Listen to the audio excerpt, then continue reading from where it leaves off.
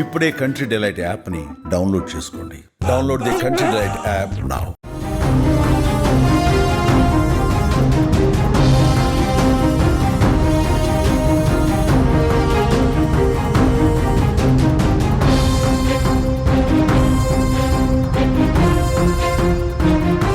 BRS రెండు ముక్కలయ్యే అవకాశం ఉందా? కవిత త్వరలోనే తన పార్టీ పేరును ప్రకటించే వీలుందా? ఇప్పుడు బీఆర్ఎస్లో జరుగుతున్న వరుస సంఘటనలు డెవలప్మెంట్స్ చూస్తుంటే ఇదే వాస్తవమని అర్థమవుతోంది. కవితకి కేసీఆర్ నుంచి పిలుపు వస్తుందని రెండు రోజులుగా ఎదురు చూస్తున్నారు కవిత. అమెరికా నుంచి వచ్చిన తర్వాత లేఖ విషయంపై తనతో కేసీఆర్ మాట్లాడతారనే ఆశగా ఎదురు చూస్తున్నారు కవిత. 2 రోజులుగా కేసీఆర్ ప్రస్తుతం ఫామ్ హౌస్లో ఉన్నారు. కేసీఆర్ ఫామ్ హౌస్కి కవితని పిలుచుకుంటారనే ఒక చర్చ జరుగుతుంది. అయితే ఇంతవరకు కవితకి ఎటువంటి సమాచారం అందలేదు, కేసీఆర్ నుంచి పిలుపు రాలేదు. ఒకవేళ కేసీఆర్ నుంచి పిలుపు రాకపోతే నెక్స్ట్ స్టెప్ ఏం తీసుకుందామనే ఆలోచన కవిత చేస్తున్నట్టుగా తెలుస్తుంది. తన అనుచరులు సహచరులతో కలిసి ఆమె కీలకమైన చర్చలు జరుపుతున్నట్టుగా సమాచారం అవుతుంది. ఒకవేళ కేసీఆర్ నుంచి స్పందన రాకపోయినా, పిలుపు రాకపోయినా, లేఖ గురించి కేసీఆర్ పట్టించుకోకపోయినా, ఎందుకంటే కవిత చాలా స్పష్టంగా చెబుతున్నారు, అది కేవలం కేసీఆర్కి తను వ్యక్తిగతంగా పార్టీ కోసం రాసిన లేఖ అని. ఆ లేఖ విడుదల వెనుక రాజకీయ వ్యూహం, కోవట్టులు ఉన్నానని చాలా స్పష్టంగా చెప్తూ వస్తున్నారు కవిత. ఈ నేపథ్యంలో కవిత నుంచి పిలుపు రాకపోతే కేసీఆర్ కవితను కూడా ఇగ్నోర్ చేసినట్టుగానే భావించాల్సి వస్తుందని రాజకీయ విశ్లేషకులు చెప్తున్నారు. అంటే కవిత పార్టీ నుంచి బయటకు వెళ్ళిపోయినా పర్వాలేదు అనే ధోరణిని బయట పెట్టినట్టే అని రాజకీయ వర్గాల్లో చర్చ జరుగుతుంది. ఈ నేపథ్యంలో ఒకవేళ కేసీఆర్ కవితను పిలవకపోతే, ఫామ్ హౌస్కి పిలుపు రాకపోతే కవిత స్ట్రాంగ్ డెసిషన్ తీసుకునే అవకాశం కనిపిస్తుంది. ఆ డెసిషనే కొత్తగా తను సొంతంగా పార్టీని పెట్టే ఛాన్సెస్ ఉన్నాయని తెలుస్తుంది. ఇప్పటికే కవిత తెలంగాణలో పర్యటనలు పూర్తి స్థాయిలో మొదలుపెట్టారు. తెలంగాణ వ్యాప్తంగా ఆమె పర్యటించారు. దాదాపు 42 నియోజకవర్గాల్లో కవిత బీఆర్ఎస్ పార్టీకి సంబంధం లేకుండానే సమావేశాలు, సభలు నిర్వహించారు. అంతేకాదు బీఆర్ఎస్ పార్టీ కంటే ముందే ప్రభుత్వ వ్యతిరేక కార్యకలాపాలపై, ప్రభుత్వ కార్యకలాపాలపై, నిర్ణయాలపై స్పందిస్తూ వస్తున్నారు కవిత. మొత్తంగా కవిత కొత్తగా బీఆర్ఎస్ వద్దు అనుకుంటే, బీఆర్ఎస్ నుంచి వైదొలగాలి అనుకుంటే వేరే పార్టీలో చేరుతుందనే చర్చ ఒకటి కొనసాగుతుంది. కానీ అదంతా కాదని కవిత తను కొత్తగా పార్టీ పెట్టే ఆలోచనలో ఉన్నట్టుగా రాజకీయ విశ్లేషకులు చెబుతున్నారు. అంతేకాదు కవిత సన్నిహితుల నుంచి కూడా ఇటువంటి సమాచారమే అందుతోంది. నిన్న బీఆర్ఎస్ పార్టీకి సంబంధించిన గ్రూపుల్లో కావచ్చు, బీఆర్ఎస్ కార్యకర్తలు కావచ్చు, కవిత పేరుతో, కేటీఆర్ పేరుతో కేటీఆర్ని విమర్శిస్తూ ఒక ఎస్ఎంఎస్ తిరిగింది. ఆ ఎస్ఎంఎస్లో చాలా స్పష్టంగా పార్టీ మీ జాగీరా అనే చర్చ లైన్తో ఆ ఎస్ఎంఎస్ తిప్పారు.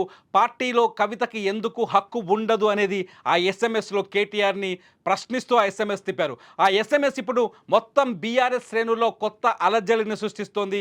ఈ అలజడికి కారణం కవిత ఎలాగైనా పార్టీ పైన పట్టు సాధించాలనే తృష్ణతో, ఆలోచనతో ఉన్నట్టుగా అర్థమవుతుంది. ఒకవేళ కవితకి పార్టీలో అధికారిక స్థాయిలో లేకపోతే పార్టీ అధినేత స్థాయిలో నిర్ణయం రాకపోతే, పార్టీలో సముచిత స్థానం దక్కకపోతే ఖచ్చితంగా పార్టీ పెడతారు కవిత అని కూడా ఆ ఎస్ఎంఎస్లో ఒక చర్చ కొనసాగుతుంది. ఈ నేపథ్యంలోనే కవిత 2 పార్టీల పేర్లను కూడా పరిశీలిస్తున్నట్టుగా తెలుస్తుంది. ఒకటి, గతంలో ఆమె మొదటి నుంచి లీడ్ చేస్తున్న తెలంగాణ జాగృతి పార్టీగా మలిచే అవకాశం ఉన్నట్టుగా తెలుస్తుంది. అంతేకాదు ఒకవేళ మరో పేరులో కూడా తెలంగాణ బహుజన పార్టీ అని, బహుజన సమాజ పార్టీ అని కూడా పేరు పెట్టాలని భావిస్తున్నట్టు తెలుస్తుంది. ప్రస్తుతానికి కవిత ముందు 2 పేర్లు వినిపిస్తున్నాయి. ఒకటి తెలంగాణ జాగృతి పార్టీ, రెండోది తెలంగాణ బహుజన పార్టీ.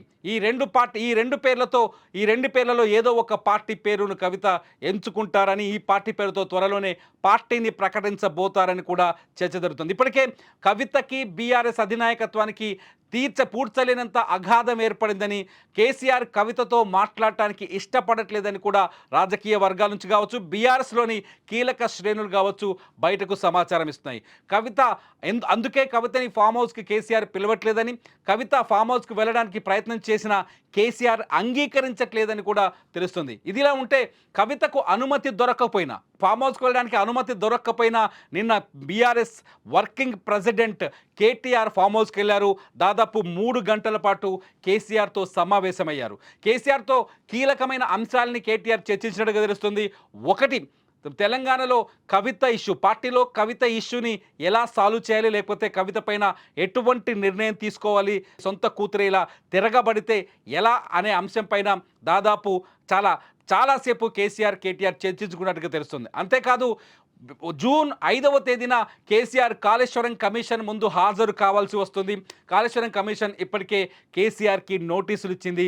కమిషన్ ముందు కాళేశ్వరం నిర్మాణంలో జరిగిన అవకతవకలు కావచ్చు, అవినీతి ఆరోపణలు కావచ్చు, కేసీఆర్ సమాధానం చెప్పాల్సి ఉంది. సో ఈ సమాధానాల కోసం ఆ రోజు జూన్ 5వ తేదీన స్ట్రాటజీ ఏంటి అనే అంశంపైన కూడా నిన్న కేటీఆర్ చర్చించినట్టుగా తెలుస్తుంది. అంతేకాదు అమెరికాలో జరగబోతున్న బీఆర్ఎస్ ఆవిర్భావ సభ, రజతోత్సవ సభకు కేటీఆర్ జూన్ 1వ తేదీన హాజరవుతున్నారు. ఆ రోజు ఎలాంటి స్పీచ్ ఇవ్వాలి అనే అంశంపైన కూడా కేసీఆర్ నుంచి కొంత స్పష్టత తీసుకున్నట్టుగా తెలుస్తుంది. మరోవైపు కవిత అంశంపైన పార్టీలో ఎవరూ మాట్లాడకూడదని, ఎటువంటి కామెంట్స్ చేయకూడదని ఇప్పటికే ఆదేశాలు జారీ చేసినట్టు తెలుస్తుంది. ఆ ఆదేశాలను ఇప్పటికే పార్టీ శ్రేణులకు కేసీఆర్ చాలా స్పష్టంగా చెప్పినట్టుగా అర్థమవుతుంది. ఏదేమైనా కవిత మాత్రం స్ట్రాంగ్ డెసిషన్ తీసుకోబోతున్నారని అర్థమవుతుంది. కవిత ఇప్పటికే సొంతంగా రాజకీయ పార్టీ పెట్టడానికి ఏర్పాట్లు కూడా పూర్తి చేసినట్టు తెలుస్తుంది. ఎందుకంటే కవిత అమెరికా నుంచి తిరిగి వచ్చిన రాజే ఈ విషయం స్పష్టమైంది. కవితకు సంబంధించిన శ్రేణులు కావచ్చు, అనుచరులు కావచ్చు, కేవలం కవిత ఫోటోలతోటి, కవిత బ్యానర్లతోటి ఎయిర్పోర్ట్లో ఆమెకు స్వాగతం పలికారు. కేవలం సీఎం కవిత అంటూ నినాదాలు చేస్తారు. ఇదంతా చూస్తుంటే కవిత తన కూటమిని రెడీ చేసుకున్నట్టుగా తెలుస్తుంది.